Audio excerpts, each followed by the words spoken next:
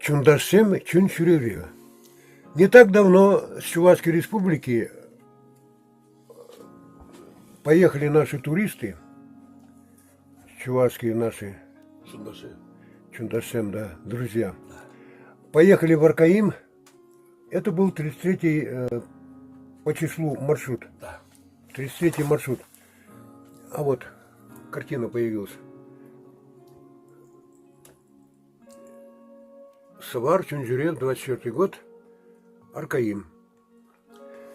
Но неожиданно сам удивился. Обычно раз в год они выезжали, да. Да, раз в год они выезжали. А тут получился за этот летний период 2 раза было выезда. Аркаим, после Аркаима, значит, они поехали в Нальчик. Это Кабардино-Балкария? Да. Ага. Да. Вот, Юрий Витальевич, мой помощник в этой работе по выпуску фильмов и так далее, он и является как бы информатором всех событий в Чебоксарах, которые происходят, и мы выдаем информацию вот благодаря Юрию Витальевичу Дадюкову. Член Чувашской национальной академии, он, надо добавить. Плюс, как и писатель. Краевед почетный. Почетный краевед, да. И далее, что можно еще добавить? Ну, очень много чего можно добавить о том, что он писатель, прежде всего. Это 10 книг. 10 книг. Вот он подсказывает. И еще меня взяли в Международную академию при ООН. Международная академия информатизации, город Москва. Вот смотри, как вы далеко шагнули, а? А я и не знал об этом. А когда это случилось? Но еще другая академия нашего уважаемого Анатолия Николаевича Аринина. Академия Атманософии, где многоуважаемый Олег Саманов тоже состоит. Академия Атманософии. Да, есть такое, да, есть такое. Анатолий Николаевич Аринин. Мы там давно с тобой состоим. Да. Ну, я помню, я член академии. И мы постоянно собираемся, обсуждаем, книги выпускаем, работаем. Понятно. Работаем. Ну, а как это так получилось, что этот летний период вам Аркаима мало было, и вы собрались на Кавказские горы, Нальчик. Да. Так, а там Каспий, да, через Каспий? Нет, до Каспия не доезжаем, через Элисту. Понятно. Это Калмыкия. Калмыкия, да. Ну, давайте коротко расскажите о своем путешествии. Мы 14 августа 2024 года под руководством нашего ЛДБР Олега Михайловича Цыпленкова, Ульдиар, имя его псевдоним. Так, можно я добавлю?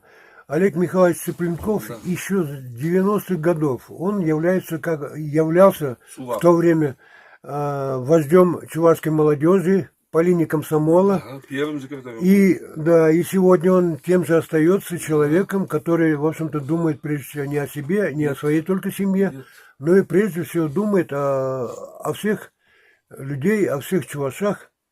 И как бы заполняет их досуг, который, в общем-то, как досуг, приглашает, организовывает путешествия, маршруты путешествий и приглашает на путь становления как исследователей. По следам наших предков. Да, туристов. Болгаров, чувашей, тюрков. Значит так, коротко. 14 сентября вы поехали. Мы, как было, Ульдияр Олег Михайлович Цыпленков сказал, есть возможность и организуем поездку Кабардино-Балкарии в Нальчике, потому что там по плану Чуваш национального конгресса планировался День международных культурных День чувашской культуры Чувашской республики Нальчиков, То Кабардино-Балкария. есть Кабардино-Балкария Балкария, да. отмечала День Чувашской Республики. Да. Или чувашского народа. Да, можно и так сказать. И Да. туда организовал этот Клементьев, этот Валерий Леонтьевич, президент Чувашского национального конгресса. Они согласовали. Ну, Кабардино-Балкария — это наш братский народ. Они, выходцы, переехали из нашей великой Болгарии из Фанагории, когда начал распадать. Один из сыновей Кубрата, вот имя забыл, к моему стыду, ушел в Северный Кавказ. А другой сын, Котрак, Пришел на Волгу. На Волгу. Да. 14 сентября мы выехали, очередное путешествие, Северный Кавказ, Кабардино-Балкарская республика. Как всегда, мы отъезжаем от памятника Ленина напротив сельхозакадемии, город Чебоксары. 35 человек плюс 2 водителя.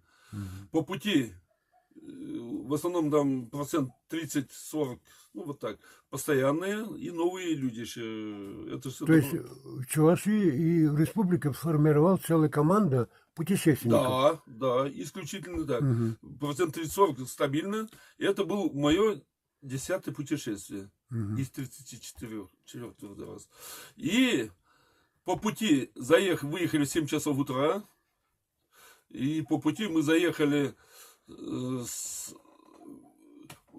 Батарского района на могилу, где лежат Геннадий Айги, Тинял, и заехали, естественно, Митавашли, наши классики. Они оба наши чувашские классики. Венки положили, не просто так.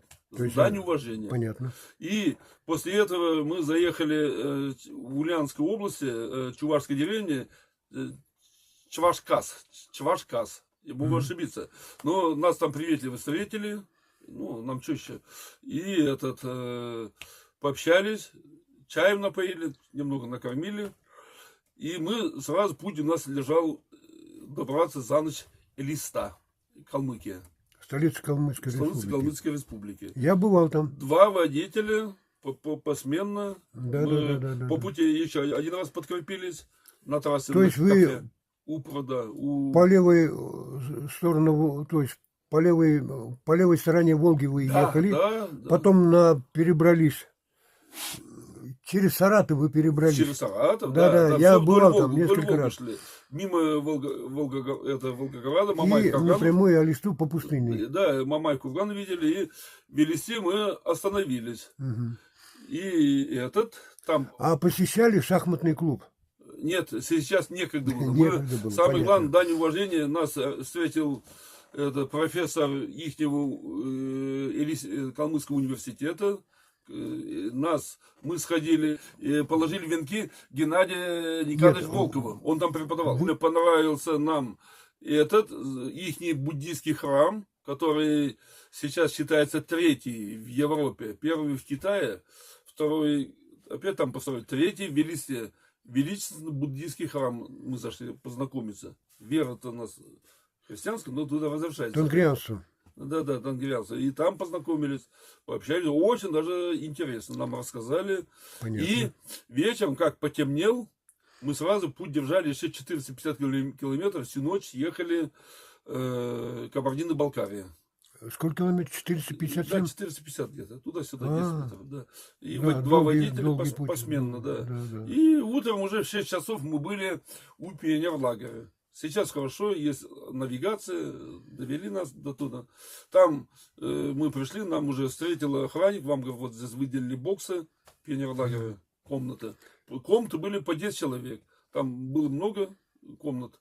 В боксе там 10, 7, 8 человек. Мы 4-5 разместились. Потом сказали, 9 часов будет завтрак. Хороший праздник. Завтрак был. И в тот же день мы, знаешь, куда поехали? На горячий источник геотермальный. Там километров 50 из-под земли она идет. К 8 часам подъехала наша землячка, мать чувашка, Алина Александровна Чернова, подполковник милиции в отставке. Она нас встретила. Суть. Дальше нам предложил план на сегодня, на завтра, на послезавтра. То есть вам предложили план, Да, на каждый день. Куда, На каждый что мы день. должны, куда мы сходить, что Понятно. посмотреть, увидеть. И первый день мы горячий источник приняли, и потом по городу экскурсии делали, потом в театр Знакомились попали. с городом. Да, да, и в театр нас сводили вечером. На следующий день сразу нас, у нас там только 4 ночи было, на следующий день нас предложили ехать на Эльбрус, на горы, высочайшие горы Европы, 5670 где-то метров. Эльбрус. На Эльбрус, да. У нас свой автобус на благо. И мы дружно, всей нашей группой, поехали на Эльбрус. Это на границе Так, судя Грузинской республики. Но вы туда, наверное, не пешком ходили, а Нет, по на канатной- подъемнике на поднимали. подъемнике, на канатной Да, дороге. 1200 метров. Ага. 2 перехода. Забрались. И нас подняли на гору Чегет. Она расположена километров 5-6 от Эльбруса. Видно, как на ладони. Эльбрус чуть Да, выше. да, да, да. И с шапкой вот это снега. Ну, там полюбовались. Я даже камешки оттуда себе взял. Там был магазин «Бутик». Даже вот шапка там купил, что я город Чегет Покажите. освоил. Ну-ка, давайте Да, город посмотрим. Чегет я освоил. Вот это там дали. Вот Мне он. было очень приятно. А 3761. Да, да, это на эту высота? высоту нас подняли, да. Ага, Ну, высота там это, горы Чегет. Да, да, гора Чегет. Буквально 5 километров. Полюбовались, фотографировались, спустились. Но уже это после обеда мы уже поехали к себе на базу. И мы в тот же день зарезали барана. Мы по обычаю, когда это... Погоди, Юрий Витальевич, Чундашцы. слово зарезали, давай-ка не будем, а? Уж очень крово зарезали барана. Нет, ритуал. Пожертвовать. Погоди. То есть вечером вы приготовили шурпе. Да, шурпе. Чувашской, да, шурпе. А животного это Да, купили это- уже это- там же, да? Там же нам дали, да. И Ну, ритуал- чувашское блюдо шурпе, Да, конечно, да, это да, самое шикарно, знаменитое и благородная И еда. помянули всех.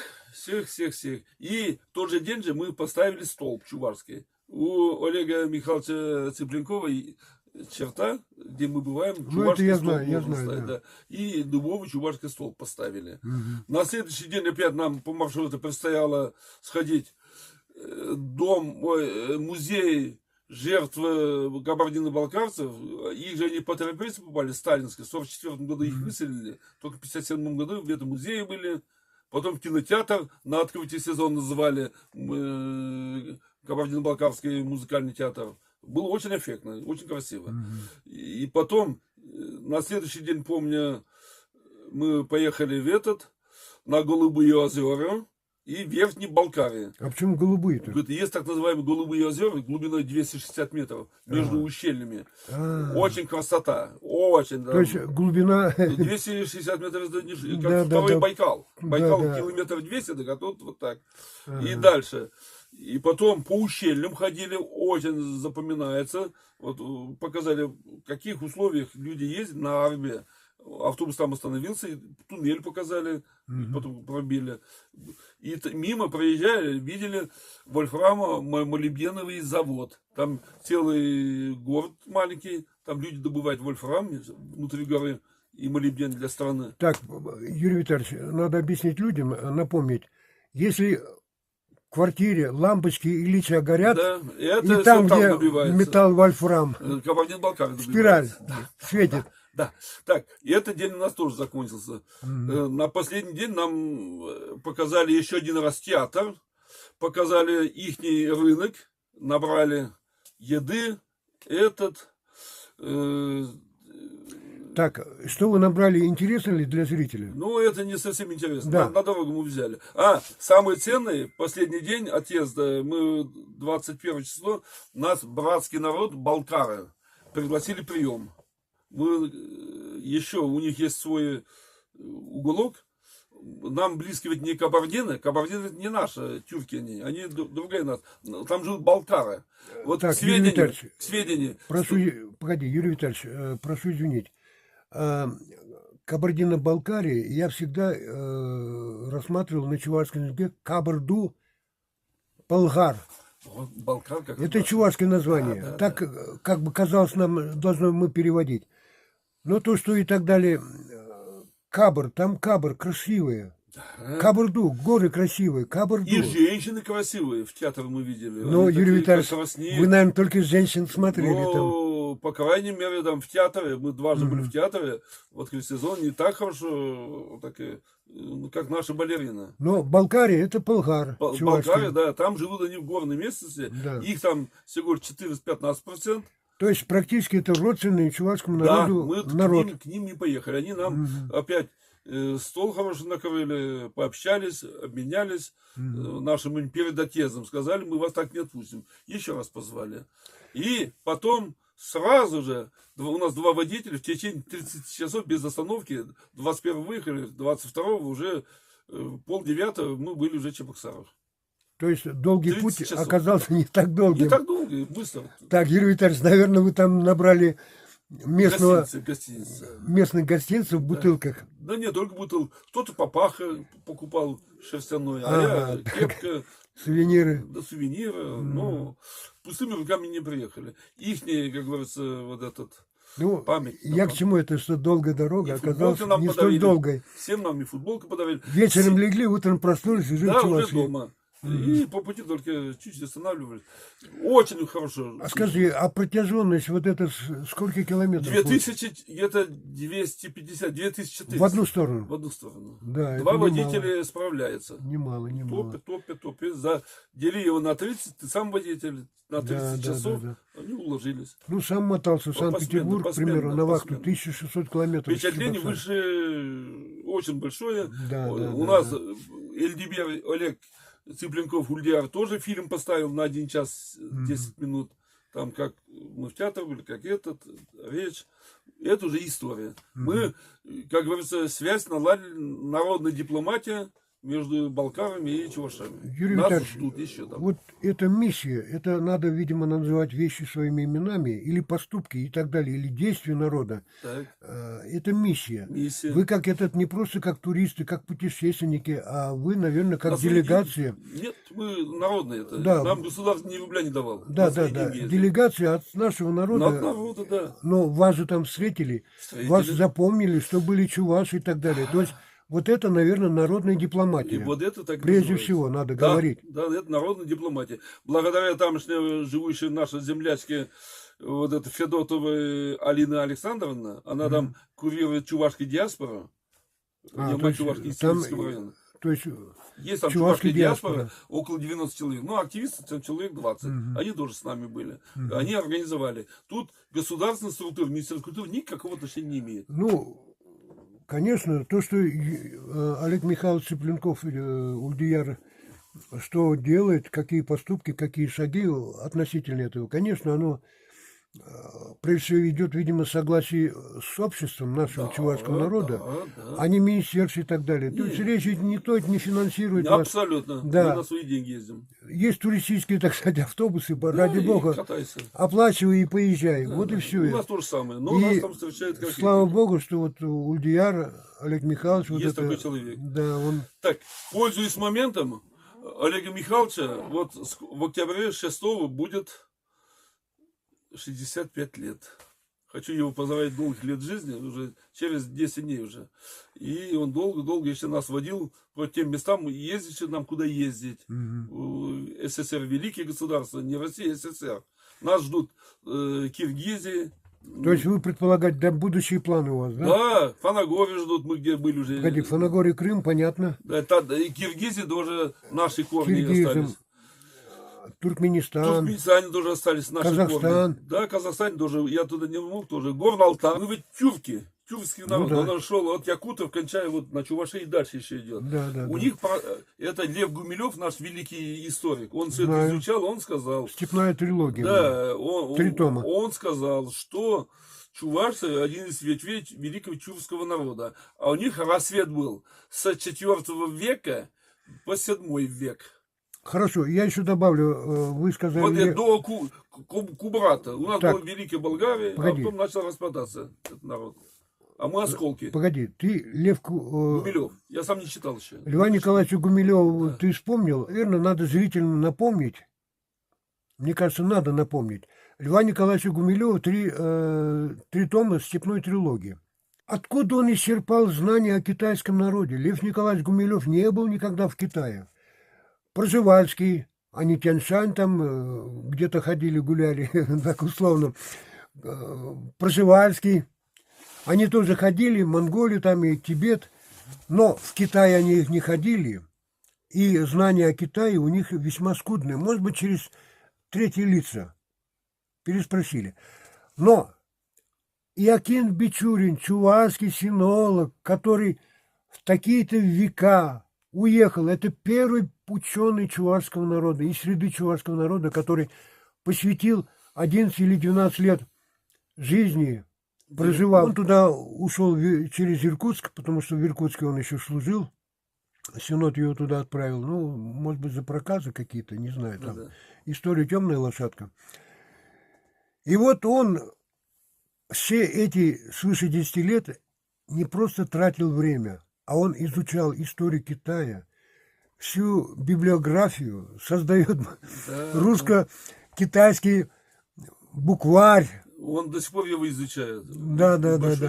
И вот смотрите, когда русско-китайские там проходят российско-китайские праздники, ну хоть бы, нет, они вспоминают там чего-то, но хоть бы раз Иоакима Бичурина вспомнили. Вот в чем обидно. Чувашский, сын священника чувашского. Да. А благодаря Иоакиму Бичурина образовалась наука в Санкт-Петербурге, знания о Китае, благодаря его.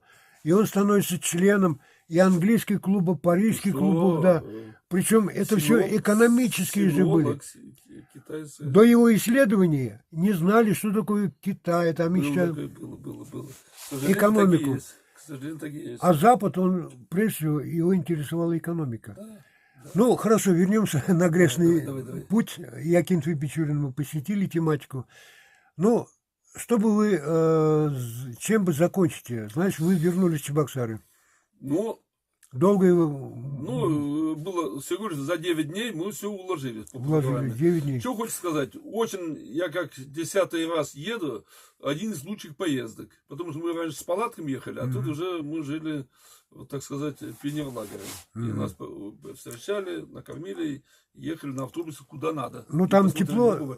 Там тепло. Там не как Чуваши? Не как Чуваши. И воздух чище, горный. А, горный. Ну, вот горячий геотермальный источник, это всем надо, радоновый, из-под земли 50 градусов бьет. Там дважды были. Это все женщины и мужчины, мы там еще хотим попасть. То есть вы говорите о том, что хотите, чтобы кто нуждается в радоновых ваннах, пусть едут туда. Нальчик был это курортный регион СССР. В советское очень время, много, это гремел. И там некоторые закрылись, но многие лагеря, вот оздоровительные пансионаты существуют. Народ добрый, хороший, спокойный. Всем советую туда ездить, посмотреть, есть на что смотреть, любоваться. И город старинный. Советую съездить и здоровье подправить. Вот и То все. есть, Юрий Витальевич, вы хотели сказать нашему народу, чем больше знаешь, тем лучше отдыхаешь. Да.